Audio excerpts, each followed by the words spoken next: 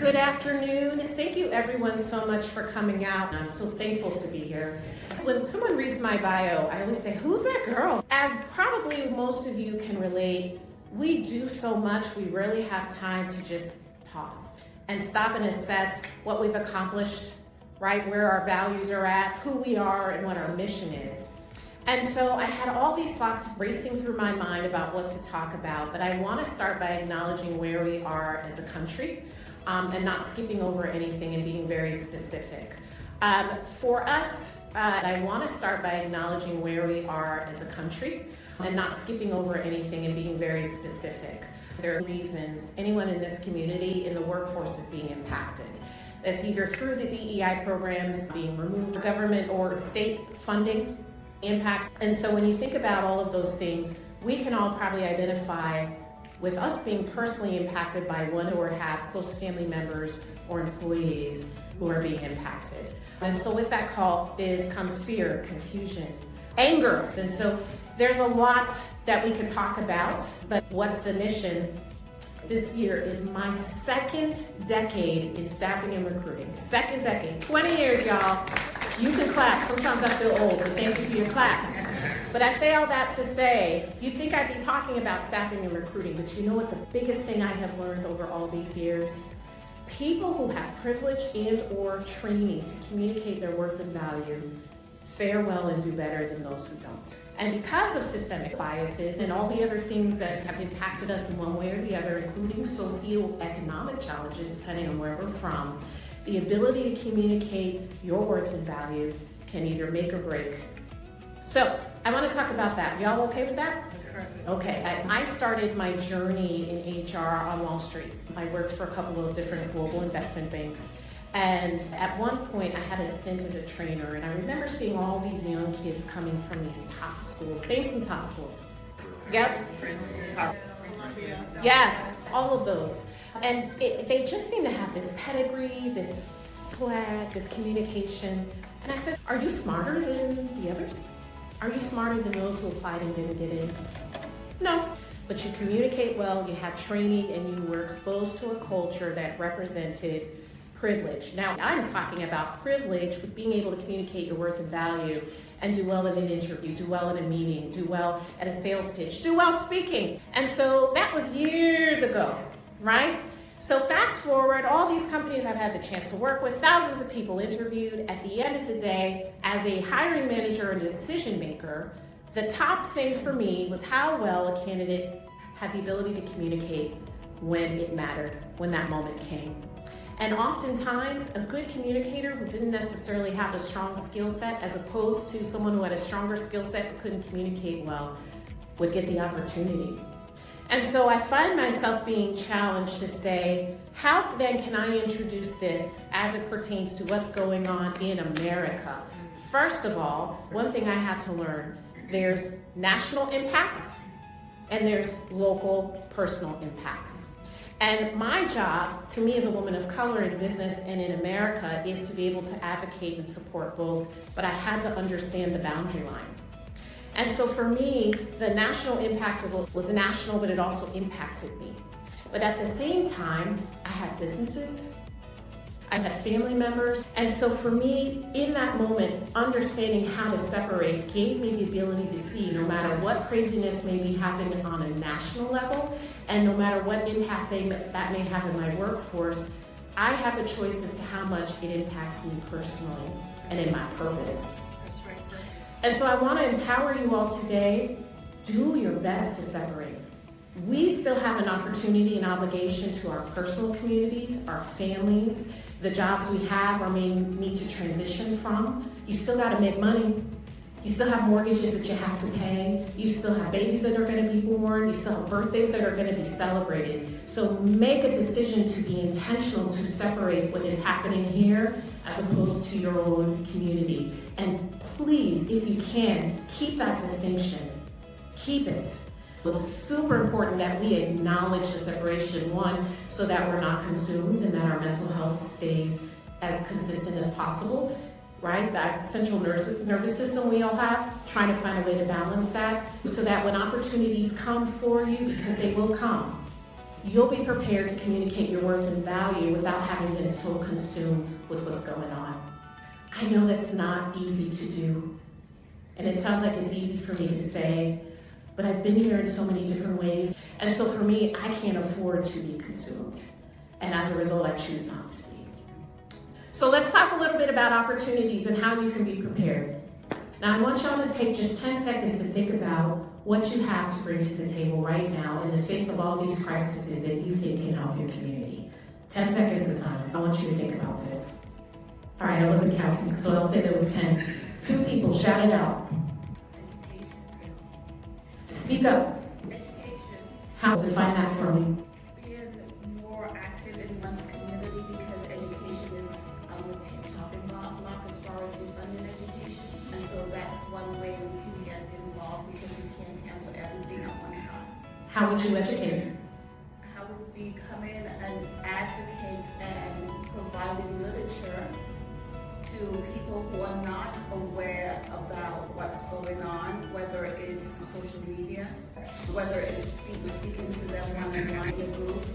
So different ways. And getting soldiers. Love it. One more person? Youth outreach. Go ahead. I was just going to say, just not getting down. I hate that. I don't know if that's for you, but my responsibilities on campus, my whole school could get closed because of what's going on. So it's just, I've got to come in, keep the team going, keep people pumped, but without DEI, I want people to come from behavioral health. So I really don't have anything. You just got to keep your spirits up, keep your people's spirits up. It's hard to do that. Yep, that's a service you just defined, and I appreciate your vulnerability. Dr. Hunt?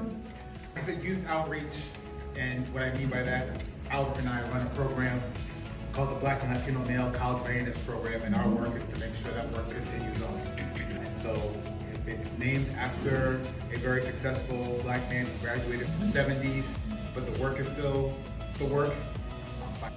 Love this. So thank you all for sharing and jumping in. I do that often. I'll ask, so just put the pressure on, because often we can overthink, but you all just defined 3 business models. So not just the ability to provide a service, but to have a service that can be monetized, and one that can go above and beyond a crisis. And so you see how quickly you did that? That's what we want to start to think about in terms of being in a state of constant, unknowing crisis, change, being incensed by the decisions that are being made. Start to focus as much as you can on the opportunities and the services you can provide to create change. So if you are in a space where you are being impacted by your work or your livelihood, and I shared this last week and I'm gonna say it the same way, it's okay to prioritize your own well-being. If you need to start looking for a new job, if you need to revamp your resume, if you need to get help to understand how to be proactive in case the chopping block comes to your door, do it and do it now without apology, without guilt or shame for anyone you may have leadership responsibility over or for anyone who's looking up to you. It's very hard to be there for others if you're not stable and you don't have that stability. So I want to encourage you, it may feel a little selfish, but again, this is where that separation comes into play. But let's talk about communicating your worth and your value. Because none of this conversation is going to be valid if we don't know how to talk about it. Would you agree? I agree. How much time do I have? You're flowing. Hey, okay, I'll keep flowing. So one of the things I like to focus on is the power of 3. So if you can clearly communicate your worth and value, you'll be able to, in any moment and circumstance, identify what you've done, what you've accomplished, and what you've achieved. Put that into a small script, and you get to say the same thing over and over again. So I'm going to give you an example. I use myself as an example. It took me years to get here, but here's your freebie. You ready? Hi, how are you? My name is Lindsay Watson. I'm co-founder of Now Employment Solutions and founder of Joyfluent. My mission is to connect people to people and people to opportunities, and I do so 3 ways. Through the businesses that I have ownership in, through serving my community, and through cultivating connections for others. How can I help you today? Now, what words did you remember? Go for it. Connection. What else? Community. Please speak up. Help. Serving. Help. What else? Opportunity. Opportunities. One more? People. Okay. Now imagine if, in any circumstance, I use that. Do you think I'll be able to speak to anybody in any circumstance, regardless of what their need, demographic, age, shape, weight, height is? Do you think I'd be able to? Okay. We all have the ability and the skill sets to define our own introduction and communications blueprint. I've actually created a special communications worth and values toolkit. This is pouring 2 decades worth of work into helping others to really map out their worth and value in a way where they'll be able to communicate for any interview, any business meeting, any opportunity. I know there's a lot going on, and I wanted to leave space for us to have a bit of conversation with the couple minutes that we have left. Is there anything that anyone has questions or comments or feedback on that we could help you to address as a community right here, right now? Yes, I like what you said about community and separating, because that's where I am at right now. When I think about where do we go from here, and so community right now, you have to look at it locally, because like you said, nationally, you have to look at what you can do right here, right now in your community, and then not biting off too much. I mentioned education, that's what I can deal with.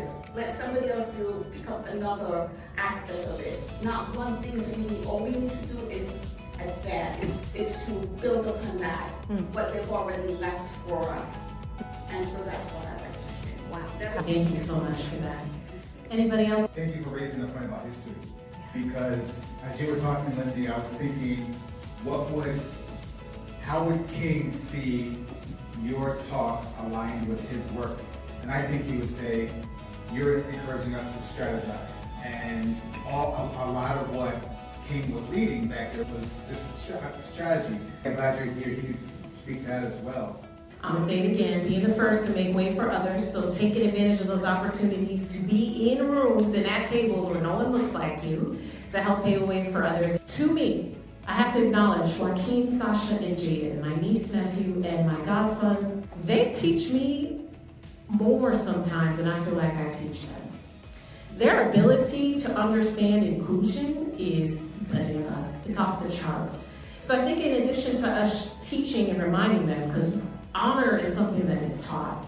People aren't born with that. I haven't learned that. You got to learn how to honor those who come before you, and that to me is our responsibility.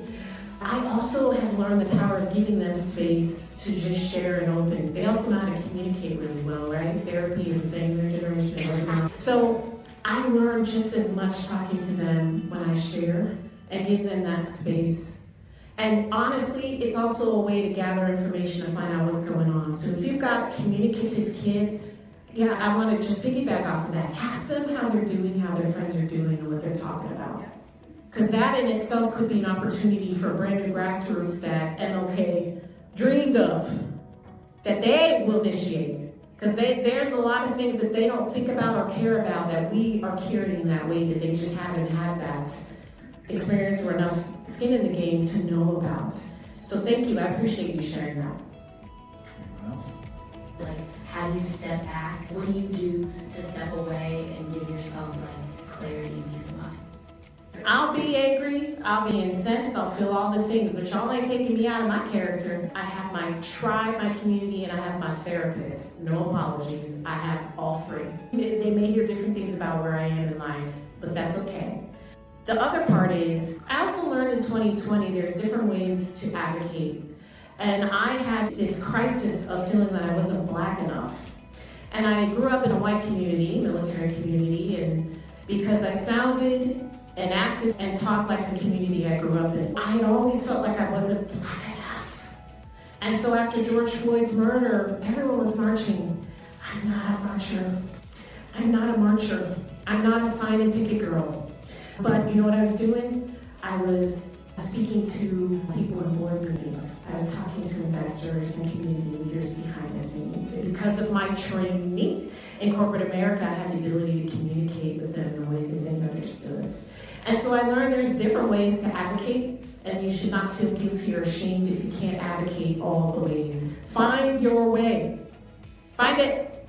And then hone in on it and perfect it, because it's a skill set that you're always going to need. Stand up. I can't tell you how many business deals have happened because, and including me being here in this keynote, is because I stand up when nobody else does and I ask a question. Your presence is worthy and valuable. I don't care where you are. So have the confidence to do that. Thank you.